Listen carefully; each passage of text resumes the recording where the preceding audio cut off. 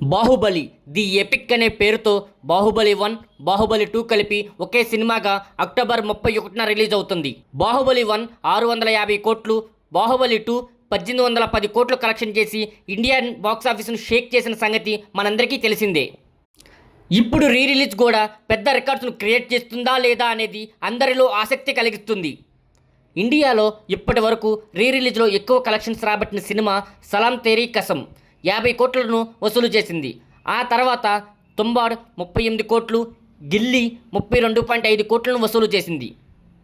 కానీ Baahubali the epic ఈ రికార్డ్స్ను break చేయడం చాలా ఈజీ అంటున్నారు. అది ఎందుకంటే డైరెక్టర్ రాజమౌళి దీన్ని ఒక కొత్త సినిమాలా ప్లాన్ చేస్తున్నారు.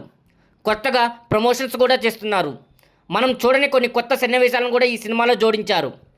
ఇప్పటికే సెన్సార్ కూడా పూర్తయింది. యూఏ సర్టిఫికేట్తో 3 గంటల 44 నిమిషాల రన్ టైం చేసింది.